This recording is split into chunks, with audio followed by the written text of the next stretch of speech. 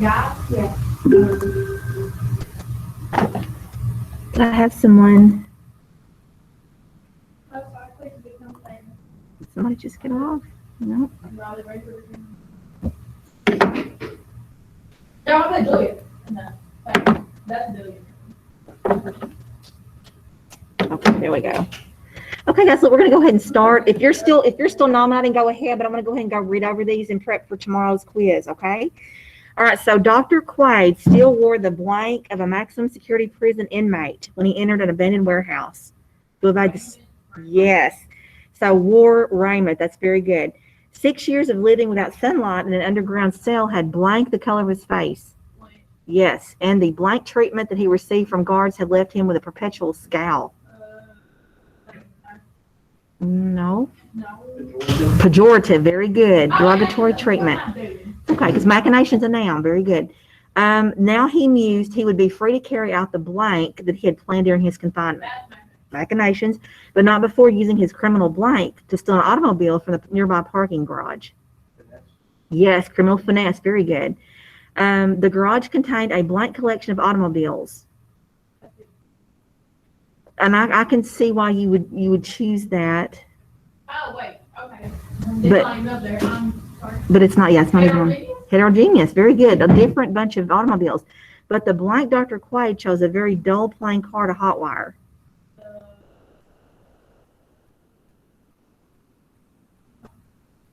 I mean, why wouldn't he choose a big grandiose car? Why would he choose a dull car? Yes, he's sapient because, and it tells you, a blank car could draw unwanted attention that jeopardized the escape. Yes, and even without his keys, the mad genius was able to start the car in 2 minutes. However, he revealed a violent blank by punching the dashboard when a light indicated the car was low in fuel. Yes, and the resulting cuts on his hands would have irritated a normal person, but not a blank like Dr. Quaid. Yes. Okay, Robin's blank art collection included paintings and sculptures from all over the world.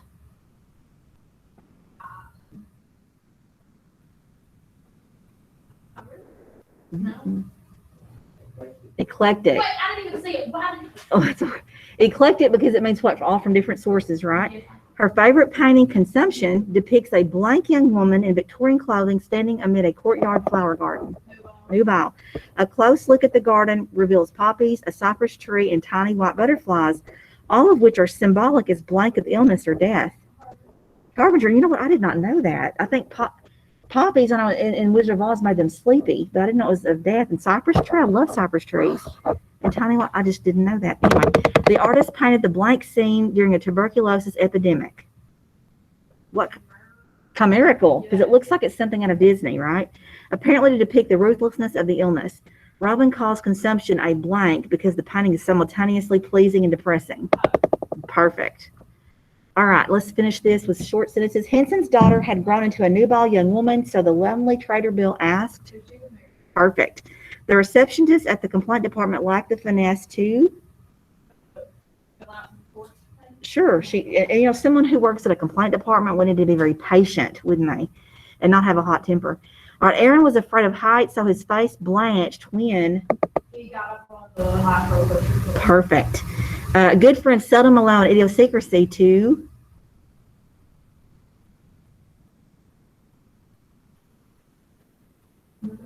Perfect, yes. Shouting pejorative remarks to the other team will not. Perfect. Madeline, who just turned 2, has the chimerical notion that. Yes, plant hybrids like tangelos are grown by combining. Oh, is it? Well, someone told me it was a tangerine and cantaloupe. It probably is. But why couldn't it be a mango? A mango sounds more like tangelo than a cantaloupe. It may be. That may be what it is. But it's by combining GMOs or making. It's combining those 2 different fruits. Yes. Compared to the elegant raiment of the Victorian era, the mass-produced clothing of modern society is.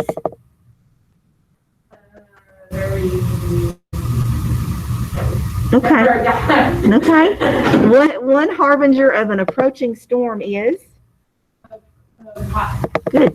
Mom has only knickknacks, but Tiffany's eclectic collection includes. Snow globes and different, action figures, I don't know. Okay, well, all right, so so a knick-knack or a tchotchke, those are like small little items that collect dust. So we think of like either jewelry or maybe furniture. What did you say? Sure, or even coin, not coins, good. Don't consider yourself to be sapient just because you. Got 100 on your head. Ned and Mary wanted to buy the grandiose mansion on the hill, but they. Don't have nothing else. Luckily, Captain Freedom fooled Dr. X's evil machinations to. Destroy the Pentagon. Good. In weather this frigid, only a masochist would want to. Go without, yeah. All right. Within the jiggling block of lime gelatin was a heterogeneous mixture of. Think about what's An apple. Perfect. All right. Now, we need to study these because this is bonus on the test tomorrow. The prefix DIA means across. So think of a word or words that have DIA as the prefix.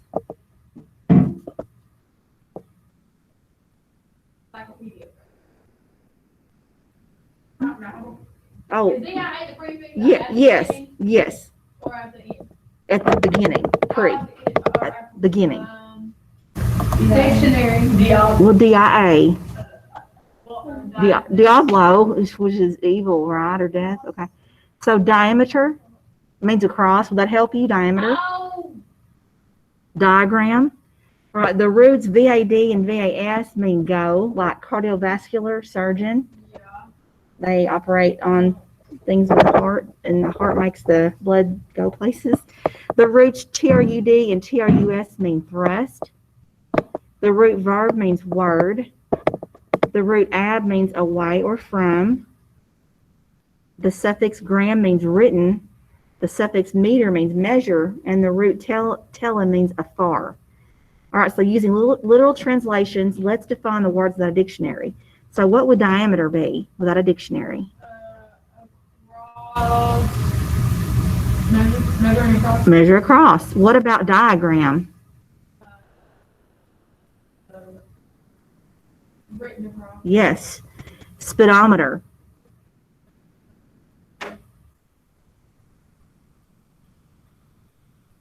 I know it's to measure, Measure, what are you measuring? speed. Speed. Invade.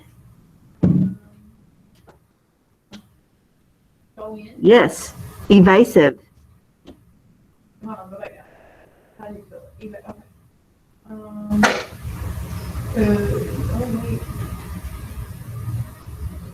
Go. In again? Well, not go evasive is to go away from, right? Oh, Evade okay. out. Telegram. Written apart. Perfect. All right, literally, if you intrude, you what? Go inside. So the word obtrusion probably means, yes. The word abstruse contains the root trust, but the word means difficult to understand. Pardon me for interrupting. Teachers, at this time, please dismiss the junior high football players. Okay, explain how abstruse might have acquired its meaning. So we're looking at Means thrust and then ab is what? away. So thrust away. Why? How would the word difficult to understand? How could they get that? It makes sense though, doesn't it? Well, okay, if something is thrust away, you have to really work hard to get at it, right? Difficult to understand, hard to reach, Okay. okay? If you repeat someone word for word, then you quote that person, right? But what else though? If let's say you're, and you've probably heard this used before, it's got the root verb in it. It's 3 syllables. Verb. You quote them what? Word? Invert. Mm-mm. That word. It's got the word bat in it. VERBAT. I am verbatim. Have y'all heard that before? No. You've never heard the word verbatim. I don't know. I think it's probably older people use it maybe, but it's still, it means in exactly the same words as were used originally, verbatim. Okay. All right. So if you are blank, then you use too many words. So it's VERBOSE.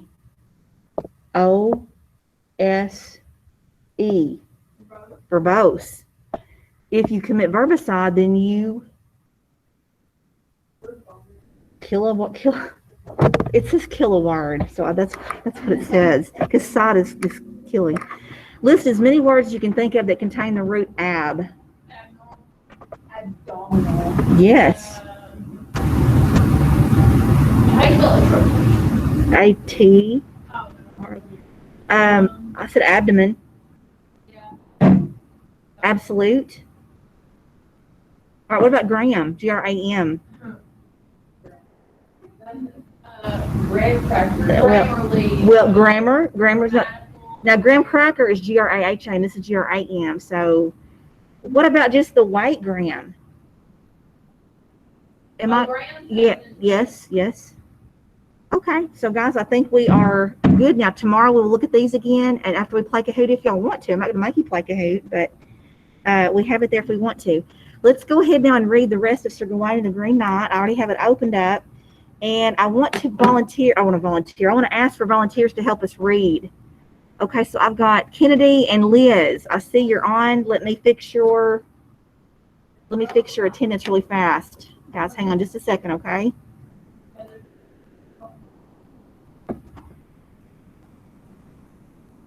Would anyone like to volunteer to help us read today?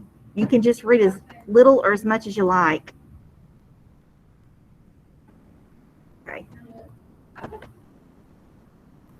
Okay. All right, so no one is volunteering. Okay, guys, so let's go ahead and look at this. We're on line 31. Really quick review from yesterday. What's happened so far?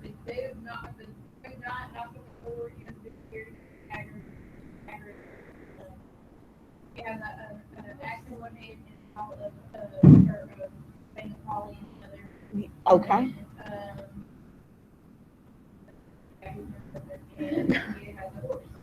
His horse is pretty fancy too. Yeah, and they're wearing like fancy clothes. They are. They look really nice. Okay, so we're on line 30, actually 32. No volunteers to read. I don't care. I mean, That would be awesome. I know the kids get, and you know what? If you want to come over here too, 'cause I know they get tired of looking at me. I get tired of looking at myself on these videos. And I'm not going to make everybody come up here, but I know they appreciate it. They like to see you.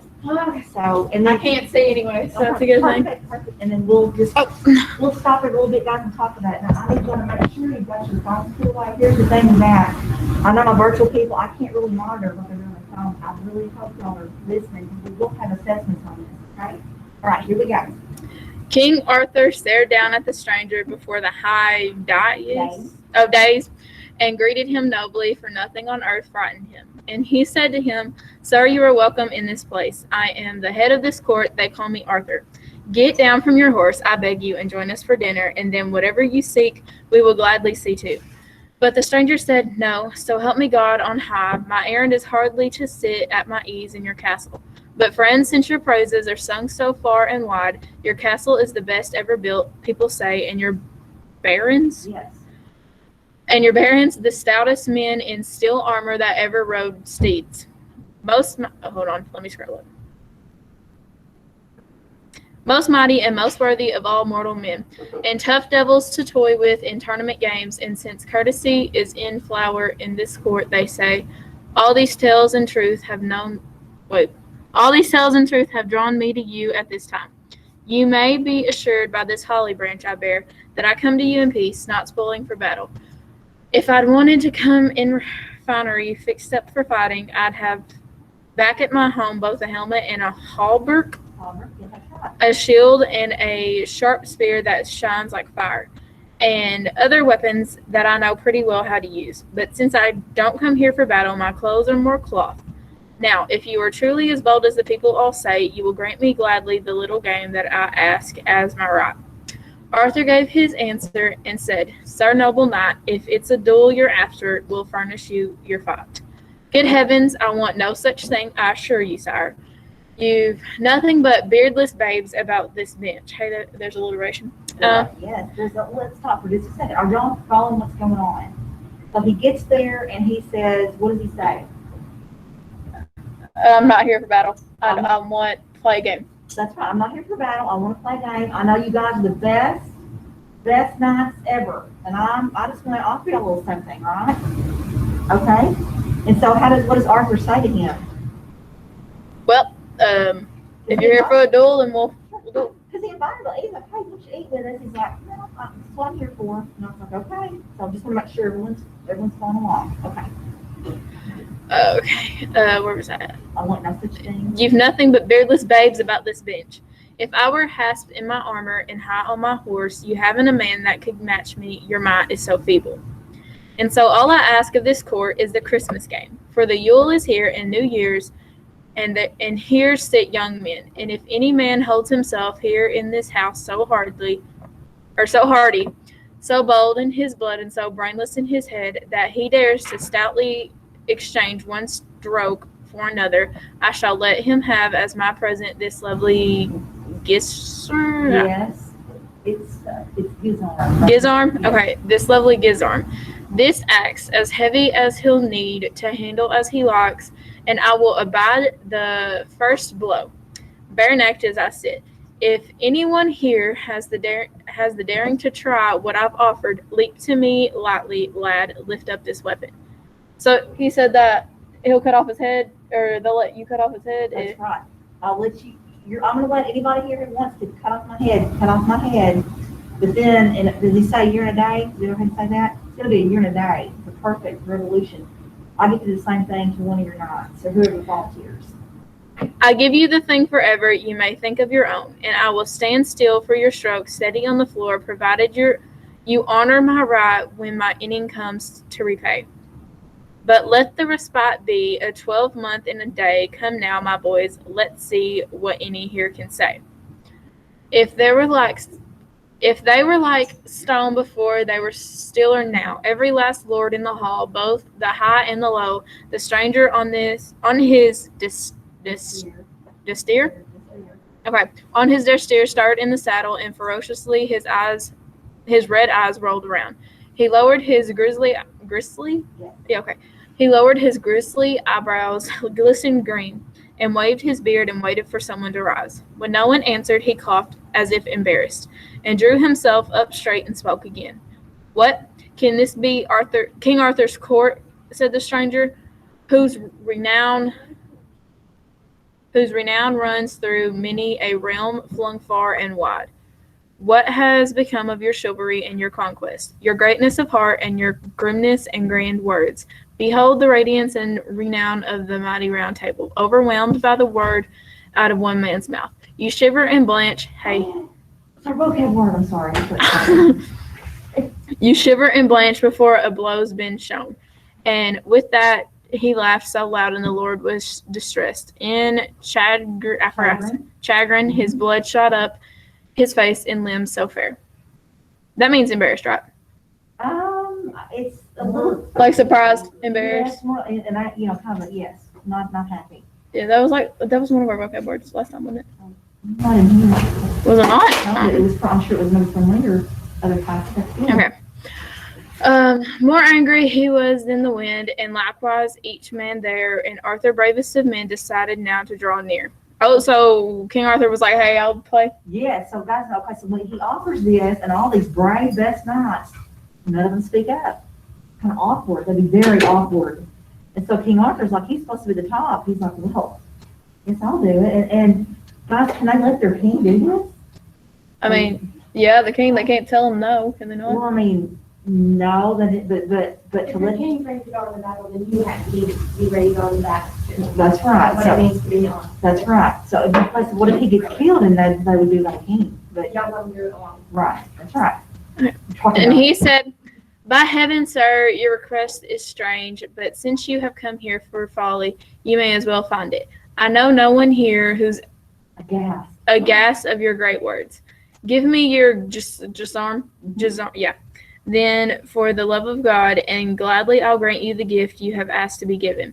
Lightly the king leaped down and clutched it in his hands. Then quickly the other lord alighted to his feet. Arthur laid hold of the axe, he gripped it by the handle, and he swung it up over him sternly as if to strike. The stranger stood before him in stature higher by a head and more than any man here in the house. Okay, so he was taller than everybody? Yes. Okay. Sober and thoughtful, he stood there and stroked his beard, and with the patience like a priest, He pulled down his collar, no more unmanned or dismayed by Arthur's might than he'd be if a baron on the bench had brought him a glass of wine. Oh, he's that calm. He's like, hey, I'm getting ready for you to take my head off. Wow. Then Gawain and Guinevere's side. Then Gawain at Guinevere's side made to the king a sign. I beseech you, sire, he said, let this game be mine. So Gawain, who is his nephew, he's the youngest, and he's going to tell, he's like, I'm the youngest, I'm sure that I'm not the smartest, and I'll be the least missed. Let me do this. Now, if you, my worthy lord, said Gawain to the king, would command me to step from the dais and stand with you there, that I might, without bad manners, move down from my place. Though I couldn't, of course, if my lady disliked it, I'd be deeply honored to advise you before all the court, for I think it unseemly, if I understood the matter, that challenges such as this churl has chosen to offer be met by your majesty, much as it may amuse you, when so many bold-hearted barons sit at the bench. No men under heaven, I am sure, are more hardy in will or better in body on the fields where battles were fought. I myself am the weakest, of course, and in the wit of most feeble. My life would be least missed, that's what you were just saying, if we let out the truth. Only if you're my uncle have I any honor. For expecting your blood, I bear in my body slight virtue, and since this affair that's befallen us here is so foolish, and since I have asked for it first, let it fall to me. So I've reasoned incorrectly, let all the court say without blame. Okay, so how polite was that? And very humble. He's like, hey, I know I'm kind of worthless. The only thing that makes me a tiny bit worthful is That you're my uncle. Yes, so let me do this. Let's see what happens. It's pretty good, isn't it? Good. The nobles gather round and all advise the same. Let the king step down and give Sir Gawain the game. Arthur grants Gawain's request to take on the Green Knight's challenge. The Green Knight asks Gawain to identify himself, and the two agree on their pact. Gawain then prepares to strike his blow against the Green Knight. On the ground, the Green Knight got himself into position, his head bent forward a little, the bare flesh showing, his long and lovely locks laid over his crown. Wait, the Green Knight has a crown? Well, I think that means like maybe his head. Oh, okay. Crown's a bit like I was gonna say, how would it stay on? He's like, Yeah. I mean, have you ever heard, what was that Humpty Dumpty son in the wall? Something he broke his crown. You know what I'm talking about? You know No, what I I'm just talking know he about? broke his body. Well, Humpty Dumpty had a great fall with all the king's horses and all the kings. There's, I thought that's the word crown in that. I thought there yes, was. there is. Well, how does it go? What does that mean? It's the old one. She's thinking of the new one. Oh, I don't know one. He fell down and broke his crown. No, I'm thinking of Jack and Jill. Yeah. Yeah. Jack and Jill went up the hill to fetch a bowl of water. Jack fell down and Broke broke his his crown. crown. And Jill came to him, okay, the crown's dead. So Jack died. That's so terrible, isn't it? I'm just not learning this. These fairy tales are scary. Okay, we'll keep it Oh, going. I'm sorry. Okay, so that any man there might note the naked neck. Sir Gawain laid hold of the axe, and he hefted it high, his pivot foot thrown forward before him on the floor, and then swiftly he slashed at the naked neck. The sharp of the battle blade shattered asunder the bones and sank through the shining fat and slit into two, and the bit of the bright steel buried itself to the ground. The fair head fell from the neck onto the floor of the hall, and the people all kicked it away as it came near their feet. Soccer, I'm sorry. The blood slashed up from the body and glistened on the green, and he was never faltered or fell for all of that. Swiftly he started forth upon stout shanks and rushed to reach out where the king's retainers stood, caught hold of the lovely head and lifted it up, and leaped it to his steed and snatched up the reins of the bridle, stepped into stirrups of steel, and striding aloft, he held his head by the hair high in his hand, and the stranger sat there as steadily in his saddle and as a man entirely unharmed, although he was headless on his steed. Wait. Yeah, yes. Yeah, so what happens? So he has his neck ready. For Gawain does it, cuts it off, it rolls around and kick it up, things off with her feet. I don't want it. So the Green Knight goes over there without his head, picks up his head by the hair, goes to his horse. And that's what he's doing, right? and he's about to say something. He's holding his head in his hand. Yeah. He's holding, and it's like he's holding it and it's not telling something. So it's gonna talk. The head's gonna talk to them until it says. He held his head in his hand up high before him, addressing the face to the dearest of all on the days. And the eyelids lifted wide, and the eyes looked out, and the mouth said just as much as you may now hear. Look at you go, Sir Gawain, as good as your word, and seek till you find me as loyally my friend.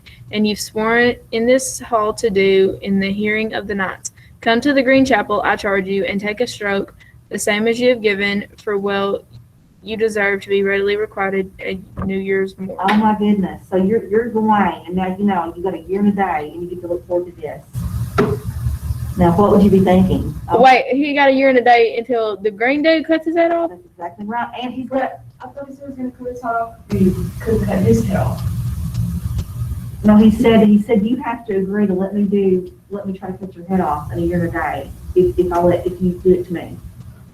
So he's got to find the Green Chapel. Well, I mean, what happens if they... You guys can survive those then. We'll find out. But what did you say?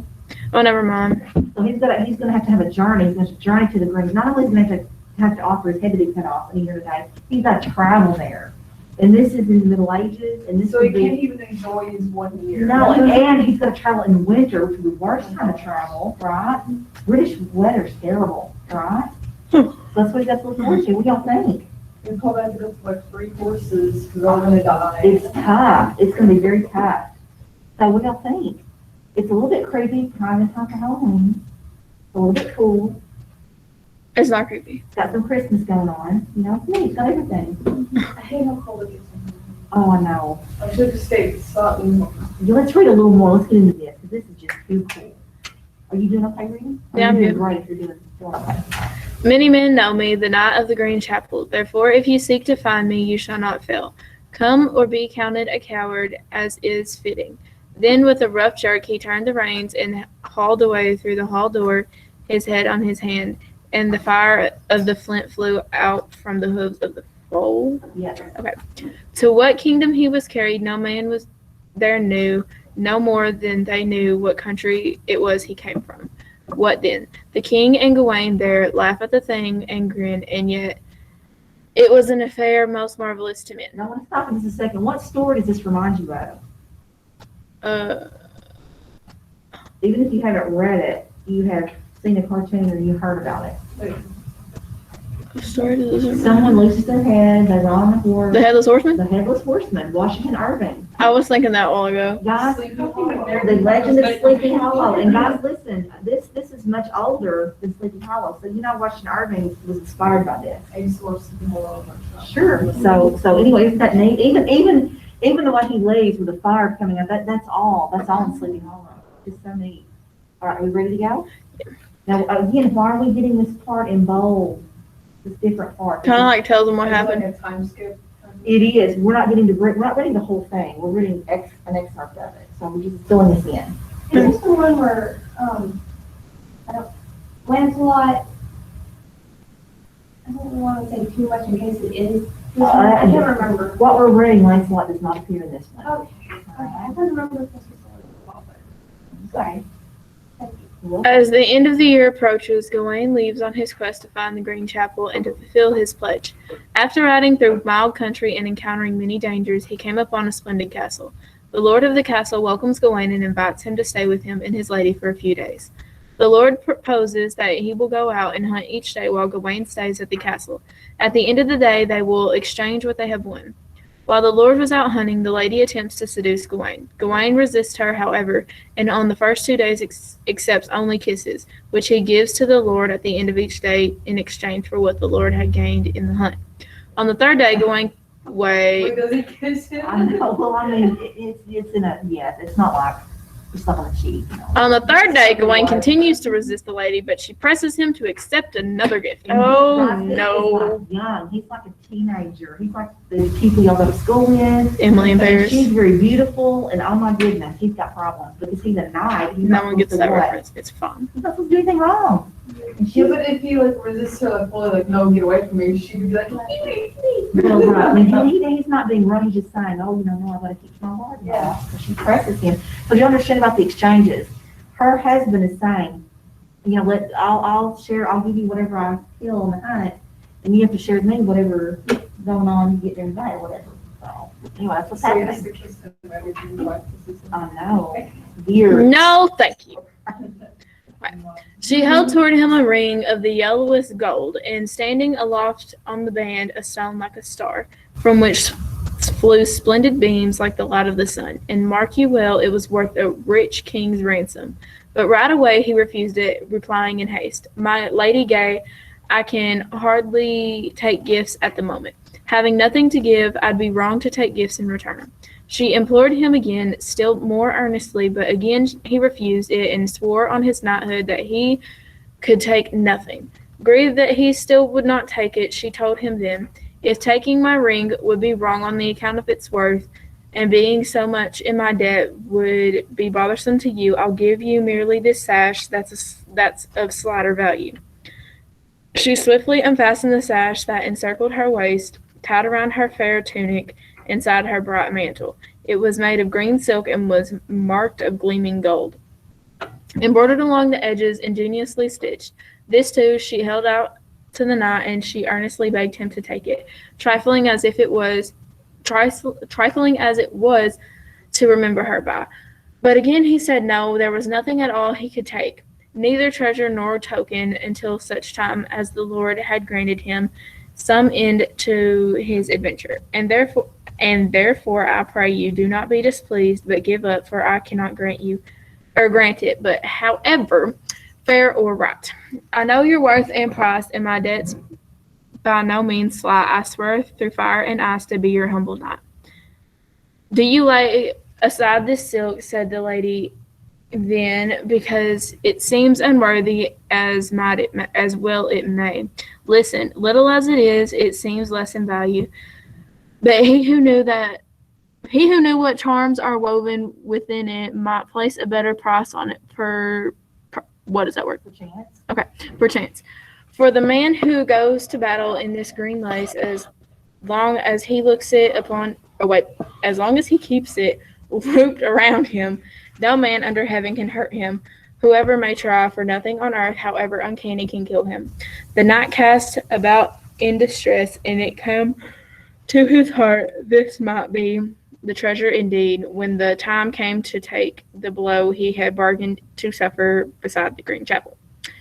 If the gift meant remaining alive, it might as well be worth it. So he listened in silence and suffered the lady to speak, and she pressed the sash upon him and begged him to take it, and Gawain did. And she gave him a gift and with great pleasure, and begged him for her sake to say not a word, and to keep it hidden from her lord. And he said he would, that except for themselves this business would never be known to a man. He thanked her earnestly, and boldly his heart now ran, and now a third time she leaned down and kissed her man. All right, so wow, so that's a lot there. So she's tempting him, right? Shorter than her. All right, so she's tempting him. First, she had this beautiful ring. She's like, "Oh, here, take this." And He's like, no. "No, I can't. I have nothing to offer you, and it wouldn't be right." And then she's like, "Well, you won't take that. I've got this sash." He's like, "No." Like, well, it might look like it's nothing, but it will save someone's life. No one can kill you while you're wearing it. I bet she lied. So he's thinking, that would be pretty handy right now. But now, what would be the thing? Because what would be wrong with him taking it? Did she mention that he's not supposed to tell anybody that she took it, especially her husband? Did she say that? I mean, won't everybody think they're like in cahoots or Well, I whatever? mean, it's just not. So yes, but could he be secretive? Isn't he supposed to be honest? No, I mean, Not yeah. lie? And he goes against the code of whatever it is. Yes, he's going against it. But I'm thinking, I mean, who wouldn't? Who could really use it right now, couldn't he? Yeah, I mean, like, I mean, technically he's not lying if he's not don't asked. lie. Well, but I mean, really, that's it, because, I mean, it would be deceitful, because he is supposed to tell, he's supposed to know the past, he's supposed to tell her husband everything he gets, and he wouldn't be telling about this. So it would be dishonest. When the Lord returns at the end of the third day, Gawain gives him a kiss, but does not reveal the gift of the Oh, sash. there we go. All right, so what do y'all think? On New Year's Day. What do Oh, you do I think? keep going? You'll love it. On New Year's Day, Gawain must go to meet the Green Knight. Wearing the green sash, he sets out before dawn. Gawain arrives at the wild, rugged place where he sees no chapel, but hears the sound of a blade being sharpened. Cool. Y'all hear that? Like writing sound? Maybe sharpening the blade. Okay. Gawain calls out, and the Green Knight appears with the huge axe. The Green Knight greets Gawain, who with pounding heart bows his head to take the blow. Quickly then, the man in the green made ready, grabbed up his keen ground axe to strike Sir Gawain, and with all the might of his body, he bore it aloft and sharply brought it down as if to slay him. Had he made it fall with the force he first intended, he would have stretched out the strongest man on earth. But Sir Gawain cast a side glance at the axe as it glided down and give him his kingdom come. And his shoulders jerked away from the iron a little, and the Green Knight caught the handle, holding it back, and mocked the prince with many a proud reproof. "You can't be, Gawain," he said. Who thought so good a man could never been daunted on hill or dale? For look how you flinch for fear before anything's felt. I never heard tell that Sir Gawain was ever a coward. I never moved a muscle when you came down. In Arthur's hall I never so much as winced. My head fell off at my feet, yet I never flickered. But you tremble at heart before you're touched. I'm bound to be called a better man than you, then, my lord. So what did he do? So he was about to cut his head off. And then he's like, no. He flinches, doesn't he? Yeah. And he's like, what? You can't be a knight of the round table. I didn't move at all, and you cut my head off. Oh, we'll read that period during the holiday. Said Gawain, I shield once, no more. You have my word. But if my head falls to the stones, it cannot be restored. Like, you pitch it to the plains. I'll not say another word. So, guys, we'll finish this tomorrow. I say that after we'll have our quiz tomorrow. I say that we're going to play Kahoot and have our quiz. How much more do we have? We have quite a bit more, don't we? Yeah. So anyway, we should be about near the end. Yeah, we are. Okay, so how much more is it? It's just a page and a half or 2 pages? We're like right.